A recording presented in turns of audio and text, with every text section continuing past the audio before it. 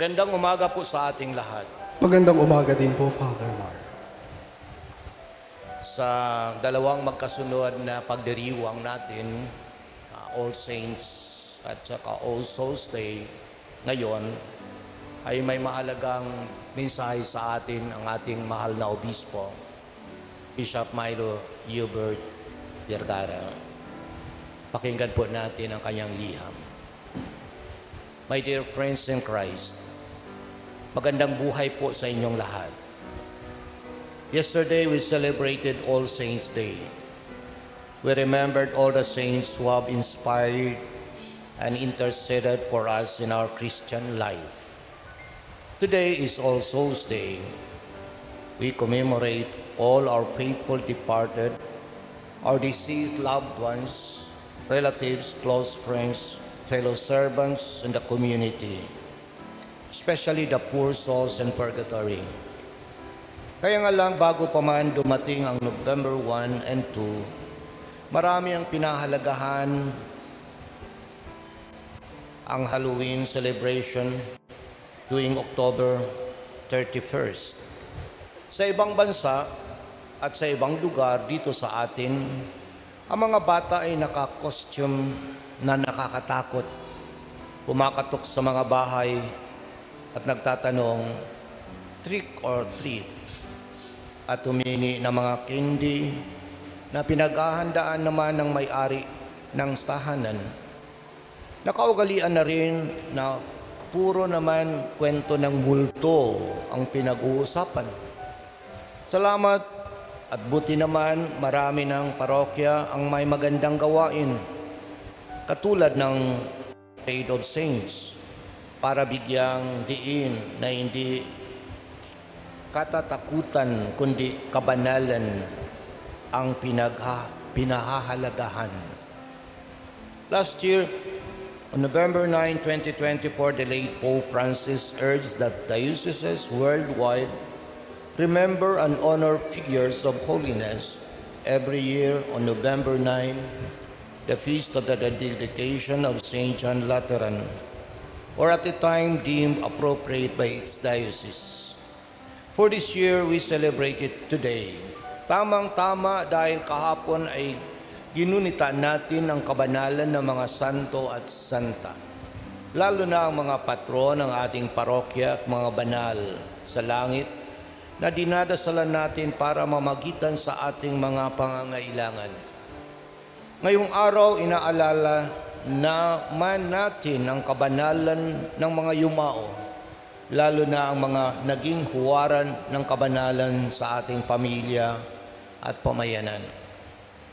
Llamados a ser santos, mula sa salitang Espanyol, translated in English, we are called to be saints. Lahat tayo ay tinatawag ng Diyos na maging banal. Ang kabanalan ay hindi lamang makikita sa mga santo at santa na nasa ating mga simbahan o altar, sa ating mga tahanan. Ang kabanalan ay makikita rin sa araw-araw nating buhay, pamilya, parokya, at pamayanan. We are called to holiness, not only priests and consecrated persons, but also the faithful. Vatican II teaches, all the faithful of Christ are invited to strive for the holiness and perfection of their own proper state. Indeed, they have an obligation to strive. Lumen Gentium number 42. Pope Francis explained this in a very practical way when he wrote, "To be holy does not require being a bishop, a priest, or a religious." We are frequently tempted to think that holiness is only for those who can withdraw from ordinary affairs to spend much time in prayer. That is not the case. We are all called to be holy by living our lives with love and by bearing witness in everything we do, wherever we find ourselves. Are you called for the consecrated life? Be holy by living out your commitment with joy. Are you married? Be holy by loving and caring for your husband or wife as Christ does for the church. Do you work for a living? Be holy by laboring with integrity and skill in the service of your brothers and sisters. Are you a parent or grandparent? Be holy by patiently teaching the little ones how to follow Jesus. Are you in a position of authority? Be holy by working for the common good and renouncing personal gain.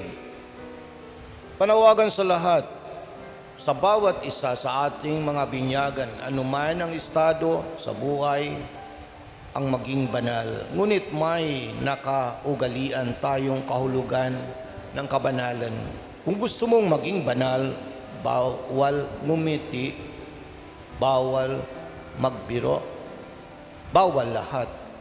Pero maliwanag na ating narinig mula kay Pope Francis na ang kabanalan ay katapatan. Mapalad tayong dito sa ating diocese dahil mayroon na tayong isang servant of God, Laureana Caloring Franco, isang waran natin sa kabanalan. Siya ay pinanganak noong ika-4 ng Hulyo 1936 at namatay noong ika-17 ng Oktubre 2011 sa Barangay Hagonoy, lungsod ng Taguig. Siya ay tapat na katekista ng simbahan, tagapagturo ng pananampalataya lalo na sa mga kabataan. Ang kanyang naging unang silid-aralan o classroom ay ang lansangan, ilalim ng puno at sa loob ng simbahan. Ang kanyang pagiging katekista naging daan upang siya ay tumulong sa mga dukha sa kabila ng kanyang karukhaan at walang ipon o pera. Kaya ang kanyang pananampalataya ay dasal na may gawa. Hango sa homily ni Jaime Cardinal Sin, dating Arsobispo ng Maynila, noong si Caloring ay ginawaran ng isang parangal mula sa Santo Papa. Binabati ko si Caloring Franco sa pagtanggap niya ng tanging parangal mula sa Santo Papa, ang Pro Ecclesia et Pontifice. Ang medalyang ito ay isang pagkilala sa katapatan ni Caloring sa Santa Iglesia. Hindi niya maaaring pagpalit sa milyong piso ang kanyang pagmamahal kay Kristo. Ngayon ay pinararangalan siya ng isang simbahang tumatanaw ng utang na loob. Paghanga at pasasalamat ang patid ko kay Caloring, isang ulirang katekista, isang simpleng Kristiyano, mababang loob at madasalin. Tunay nga na ang kabanalan ay makikita sa pang-araw-araw na pamumuhay at lahat tayo tinawag sa bukasyong ito. Isama natin sa ating panalangin na balang araw na mahanay na si Caloring sa mga linya ng mga banal sa langit. Nakilalanin hindi lang ang ating diocese kundi sa buong mundo. Tampok na sa buhay ni Caloring ay nang magkasakit ang kanyang ina noong 1983. Siya ay tinalaw ng mga misyonero na iba ang pinaniniwalaan na pananampalataya. Siya ay inalok ng $10,000 para tulungan ang ina. Ngunit may kapalit ang talikdan niya ang pagiging Katoliko at umanib sa kanilang simbahan. Tugon ni Caloring, kaya kung lukuhin ang aking sarili at kayo na hindi na ako Katoliko at tanggapin ko ang pera, pero hindi ko kayang lukuhin ang aking Diyos na siyang nakakaalam ng lahat. Ang buhay ng lingkod ng Diyos, Caloring, ay may kinalaman sa nangyayari ngayon sa ating lipunan. Ang usaping katiwalian sa mga pribado, pampubliko at pamahalaang transaksyon ay dapat nating itakwil at hindi dapat maging normal na gawain na dapat na lang nating tanggapin. Ang pagiging banal ay hindi dapat doble kara. Ibig sabihin, iba ang kilos kapag nagsisimba, iba ang kilos kapag wala na sa loob ng simbahan. Hindi mahirap maging banal. Madali lang ang maging tapat. Ang mahirap ay ang hindi mo kayang iwanan ang nakasanayan na paggawa ng kasalanan.